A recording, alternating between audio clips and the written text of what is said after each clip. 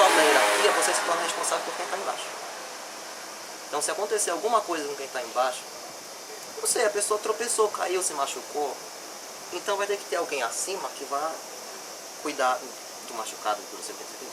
Então, quando você está no terceiro ano, você já passa agora a ser responsável por primeiro e segundo, que estão embaixo naturalmente, mas agora você passa a ser responsável por todas as atividades do clube. Então, é uma questão diferente. Agora, se acontecer alguma coisa, qualquer problema, você vai ter que responder. Você não vai ter que agora, digamos, meramente cuidar para ver se está todo mundo bem. Qualquer problema você vai ter que responder diretamente com a Secretaria-Geral da Universidade. E eu não sei como é que o jeitinho brasileiro funciona, ou ainda não sei. Mas porque é uma questão que em japonês a gente chama sekinin. Responsabilidade. A tradução é responsabilidade, mas o peso é diferente, né? Quando... Que, aliás, eu teve as duas últimas eleições agora para a Câmara Alta agora nesse mês, né? Teve a eleição. E em dezembro, novembro eu acho, para a Câmara Baixa que o Partido Liberal voltou ao poder. E eu estava acompanhando a eleição. É uma das coisas que os repórteres vão em cima para perguntar para os políticos dos partidos, em especial o Partido Democrata, que perdeu vexatoriamente as duas eleições. Eles iam em cima do responsável da eleição, porque tem que não é o presidente do partido, não o responsável pelas táticas eleitorais, sei lá o quê. Eles iam direto nas cortes de eles perguntar assim: o senhor vai tomar responsabilidade pela derrota? O senhor está pensando em se responsabilizar pela derrota? Eles só perguntam isso, que se você traduzir para português, eu já estou traduzindo, não tem nada demais. Quer dizer... Mas eu acho que a gente tem que fazer uma tradução mais precisa. Você está pensando em desistir da vida política como tomando responsabilidade por isso? Porque na época da guerra a pessoa sekinin autor, se responsabilizar por uma derrota é se matar. Então, como hoje em dia eles não podem dizer para a pessoa se suicidar, não, entende-se largar a vida política. O que agora ficou até um pouco enmascarado nessa eleição, porque um dos repórteres, eventualmente na verdade, algum dos jornalistas acaba soltando assim, mas você viu que ele falou que dependendo da situação, ele pode se responsabilizar, então talvez ele desista, um ou outro acaba soltando. Mas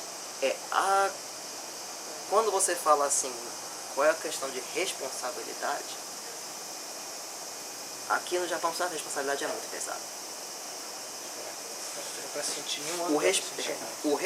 Quem é o responsável aqui? Pessoal, quem não é já começa a olhar para o outro lado, querer se esconder, fugir, já viu que não vai sair coisa boa. Tem um professor novo entre aspas, ele veio de outra universidade aqui do meu departamento, que ele era lá não de Tóquio, mas da região de Kanto, onde fica Tóquio.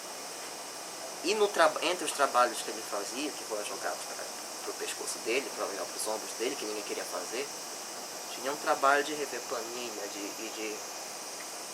e de mandar relatório não sei dizer, devido às metonímias, eu não sei dizer se é para o parlamento, mas acho que é para o ministério, quase certeza o Ministério da Educação, MEXT. Então, qualquer erro nos relatórios, como a gente diz, Kasumigaseki, centro político de Tóquio, qualquer erro que tinha, podia ser 1 da manhã, ligavam para ele na hora, dizendo assim: olha, está um problema aqui nas planilhas, por favor, venha aqui em Kasumigaseki, não é perto de onde ele morava, não é perto da universidade, é outra província. Ele tinha que ir no dia seguinte de manhã cedo, no primeiro trem para Kasumigaseki, para ir se desculpar. Então, não é uma coisa que tem no Brasil. Agora, é o peso da responsabilidade que é compensada de certa forma, mas é o peso da responsabilidade de você estar trabalhando junto com o Ministério. Então, essa visão de hierarquia, de responsabilidade junto, é uma coisa que eu ganhei aqui no Japão. E que aí eu comecei a pelo menos não desgostar de hierarquias, entender melhor. Não, tudo bem, tem Não é simplesmente quem está em cima vai fazer os seus mandos e desmandos ou pode abusar à vontade. Há quem faça e pode se tornar caso de polícia nesse caso. Eu já vi várias notícias nesse sentido. Muitas. Mas, a princípio, uma maneira idealizada.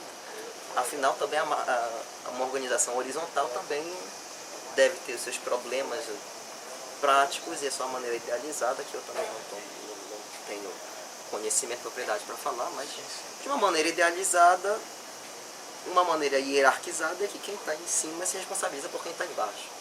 Inclusive de ensinar quem está embaixo para poder chegar em cima um dia. É um método que, pelo menos assim, é o único que eu conheço bem e que eu vim a gostar bastante até, e entender bem. Mas falar muito sobre isso também, realmente... Não, isso dá para pensar bastante coisa. Realmente, a gente pode... nos outros vídeos eu cheguei a falar também que a gente está pensando em fazer uma roda de brasileiros para discutir um assunto. E agora me veio até a ideia da gente discutir sobre esse assunto. Porque acho que cada um vai ter uma experiência. Tem uma galera totalmente de direita, tem uma galera totalmente de esquerda, então escutar sobre isso... Assim, se não der briga... Vai ser interessante, né? Se não der briga. Vamos ver. Vamos pensar. Mas vamos continuar aqui.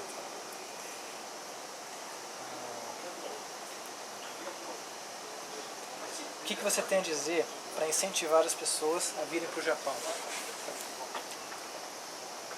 Olha, o incentivo mais sincero e direto que existe no mundo, que eu pude constatar até agora, é dizer que a bolsa é de $1.500 para pós-graduação, é de $1.200 para graduação, e é uma das melhores opções que a gente tem ainda assim, porque a bolsa do Ciências Sem Fronteiras eu acho que era $800, não sei ao certo, procurei na internet, deve ter. Então, assim, venhamos e convenhamos, não é para se levar uma vida de luxo, não, mas não se vive no aperto, por outro lado. Então, se a intenção é estudar, eu acho que é um primeiro, digamos, alívio, né? Porque você pensar em estudar no exterior é a primeira coisa que você tem que pensar, como é que eu vou me manter lá fora. Então a gente procura, né, realmente, se você realmente quer estudar no exterior, que era o meu caso, como eu falei, eu já queria estudar no exterior. Então, por exemplo, quando for olhar para a França, eu consigo um auxílio de moradia do governo de tantos euros, eu consigo uma ajuda para... eles me ajudam a procurar apartamento, eu consigo uma ajuda deles para conseguir um trabalho, uma coisa assim, para complementar meu orçamento, e aí dá para conseguir trabalhar, ganhar tantos euros no mês, e como deve se gastar isso, dá, né? Então a gente tem que realmente pensando nesse lado, se dá para o pai, para a mãe ajudar com alguma coisa, que seja 100 euros, 200 euros, é uma ajuda, né? Então tudo isso a gente tem que ir pesando. Quando na hora que você vê assim, a Bolsa do Japão diz assim, a gente te dá tanto, já fica assim, pô. Não, e outra coisa assim, mesmo que nem você falou, não dá pra ter um luxo, assim, poxa, a estrutura aqui é muito boa, né? Exatamente. A facilidade, Exatamente. assim, isso já compensa bastante. Realmente você pode se focar totalmente no estudo, porque você, problema de transporte não vai ter, né? Sem problema. Isso daí Então, pra quem vive em Tóquio, estuda em Tóquio, eu aprendi japonês em Tóquio, morei lá um ano, conheci vários senpais, várias pessoas em Tóquio também. Fica um pouco mais apertado, o custo de vida é maior, claro. Você estava em Ginza? Não. Ginza é a cidade mais cara do mundo, já foi Eu considerada, acho que já né? foi, eu não sei se ainda é, mas é o metro quadrado mais caro do mundo.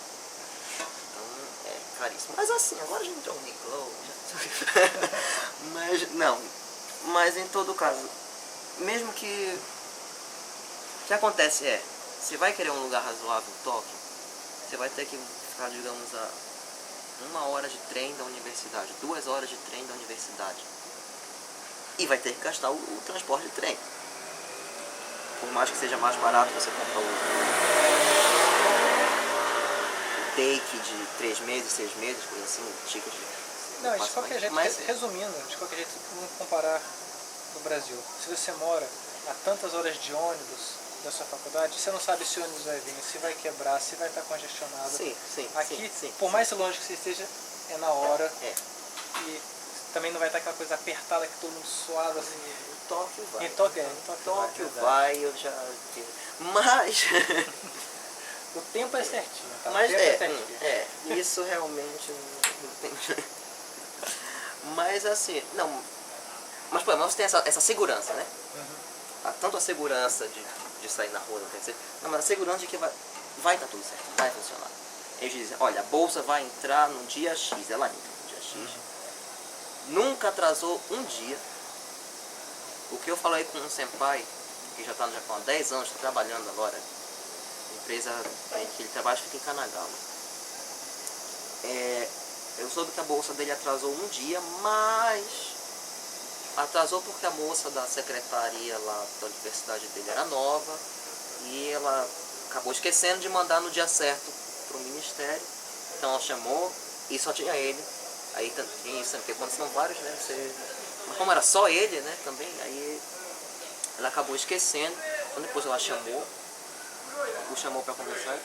Falou, olha, explicou, me desculpa, eu esqueci, mas já mandei, então vai chegar com atraso. Vai chegar no dia tal. Vai chegar com atraso? Não, leva umas 2 semanas. 2 semanas. Uma coisa assim. Chega com atraso, mas também o dia é certo. São 2 ou 3 semanas de atraso.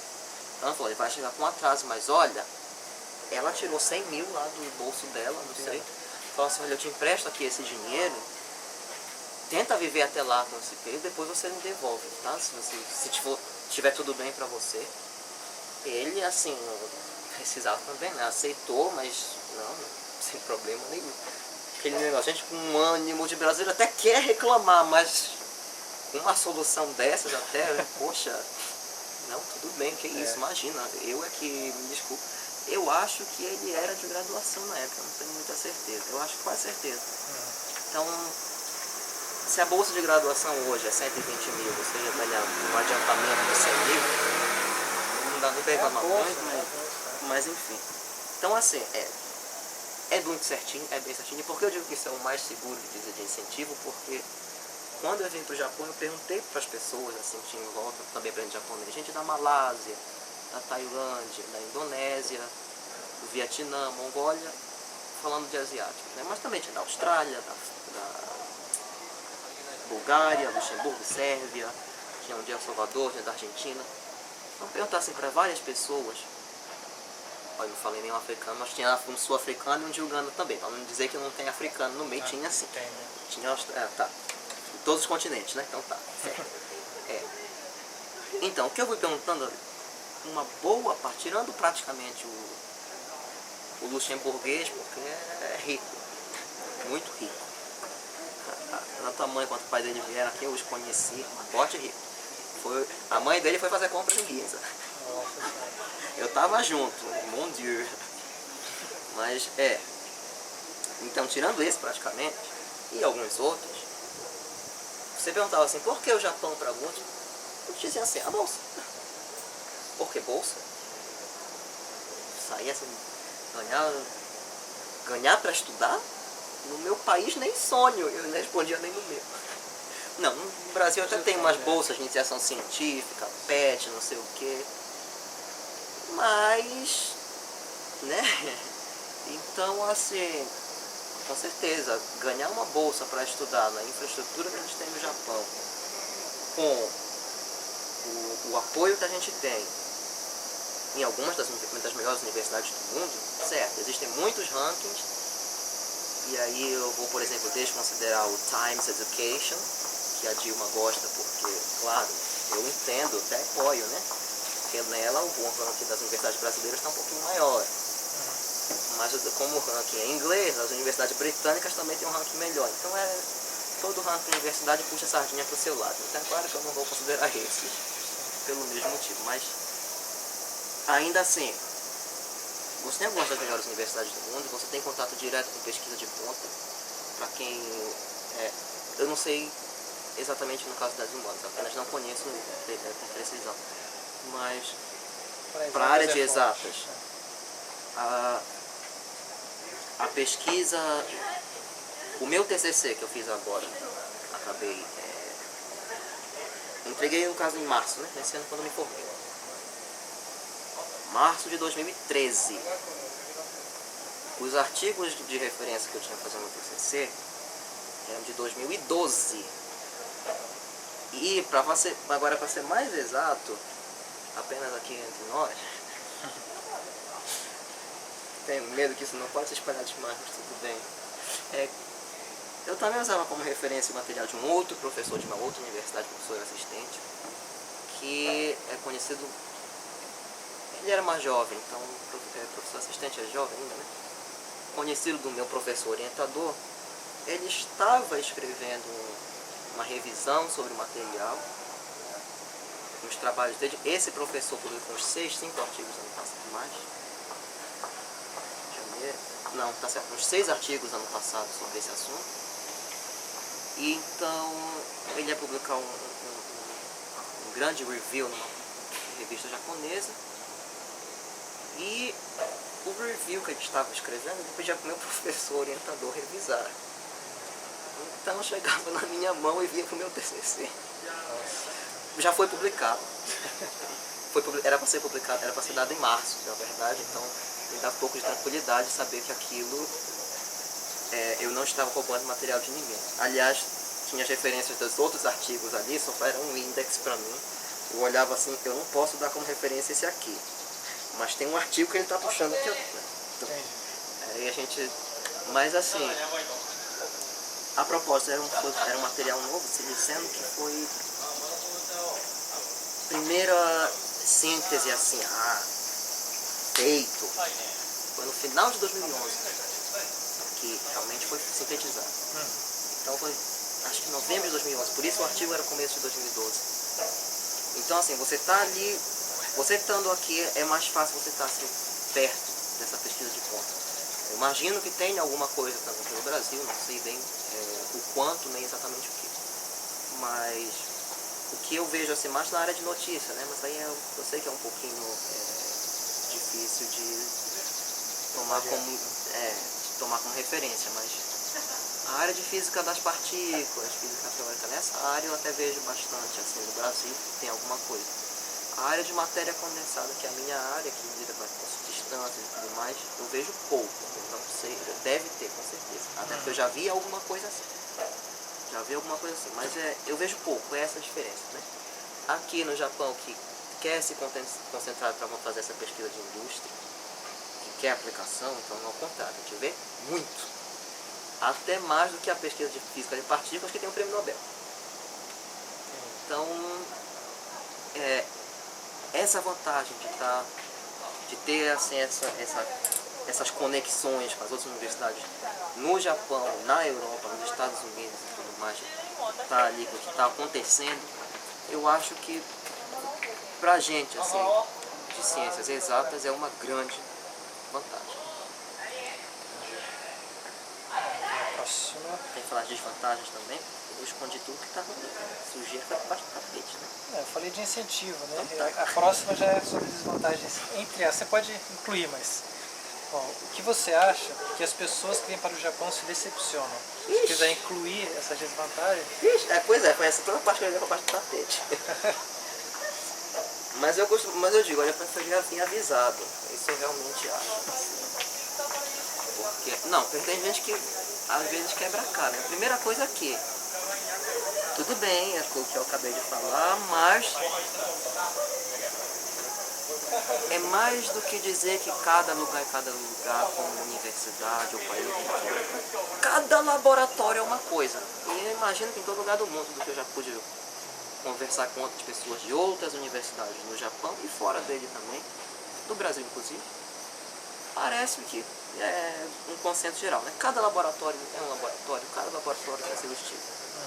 Então o que acontece aqui? Você pode entrar num laboratório que você acha assim, olha as pesquisas, os temas, ver um professor assim, professor foda e tal, famoso, sei lá, o povo quer entrar aqui e entra. Mas aí de repente você entra, não dá pra dizer como vai ser dentro desse laboratório. Talvez você seja obrigado, como os japoneses são muito metódicos e certinhos, pode ter um core time de 9 da manhã às 5 da tarde, que você tem que estar no laboratório, fazendo o que não interessa. E aí é que tá vendo o YouTube, tem que estar no laboratório. Dormindo, tem que estar no laboratório. Você fica assim, algumas pessoas.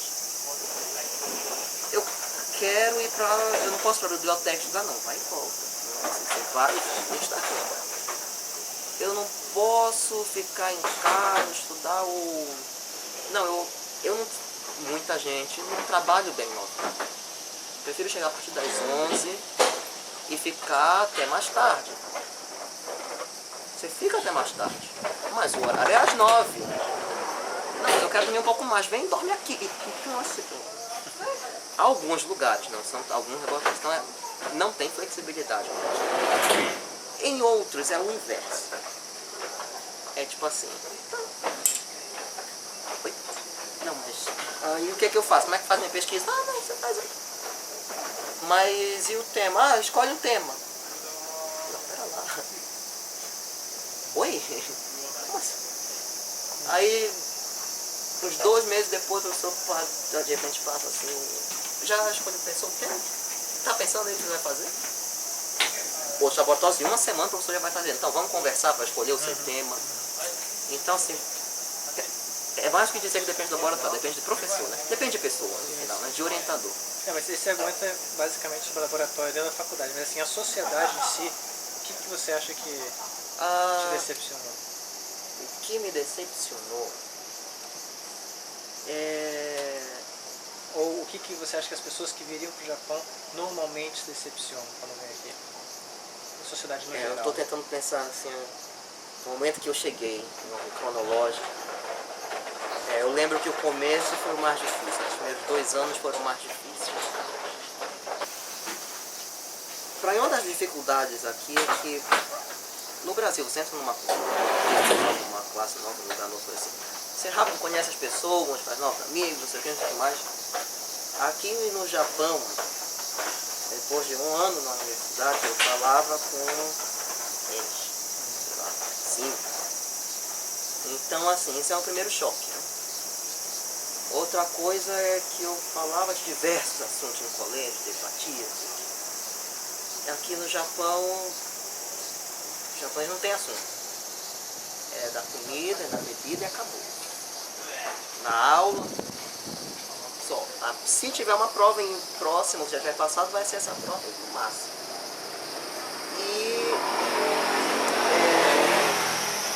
E é outra coisa que o professor faz uma pergunta e ninguém responde. Os japoneses só vão dormir na aula. Então isso é um choque com as expectativas. Você imagina as pessoas estudando, imagina... tem um estereótipo de japonês inteligente. E... um professor faz uma pergunta que só tem que levantar a mão para responder. Ninguém levanta. Quem acha que sim? Ninguém. Quem acha que não? Ninguém. Você vai assim, falando com zumbis. Então, a passividade dos japoneses é chocante. É chocante no começo. E a gente começa a perguntar assim, vem cá, eu vou aprender alguma coisa assim? A gente começa a duvidar do próprio rendimento. Então, é um sistema muito diferente. E o que eu pude ver até agora, ao menos, é que a maioria dos professores da universidade que eu já pude ver de mais perto, eles são mesmo de Tsuryokushugi, é de cada um por si. Então, assim, eles não se dão trabalho de ensinar muito. E eles, quase todos, eu já uso dizendo assim, não, aluno bom, ele vai estudar mesmo. Ele vai atrás, ele vai procurar mesmo, ele vai fazer por si. Então não tem que se preocupar muito. Como a maioria não quer nada mesmo, não adianta me estressar à toa também, que não vão fazer nada mesmo. Então, é um acordo medíocre de ambos os lados, que para mim foi um impacto bem forte. Silencioso, né? Não é combinado falar. Mas...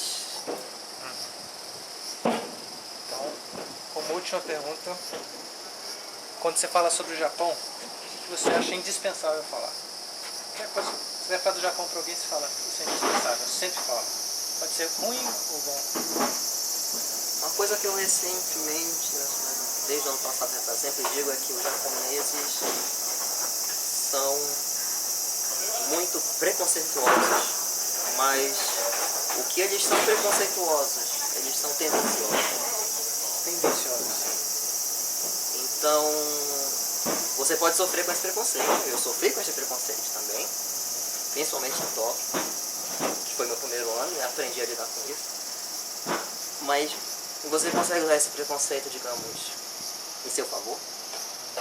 Na feita que você entra no padrão esperado dos japoneses, a gente que vem de fora tem capacidade de, digamos, ir além do que eles querem. E o preconceito nos coloca acima. Então, para uma pessoa que quer vir no Japão passar um longo tempo, eu acho que é um ponto a se considerar. E a se preparar, porque vai se sofrer com preconceito. Esse final foi muito interessante. Cara, muito obrigado. Nada. Era. Qualquer coisa. Beleza. Fim da entrevista. Até mais.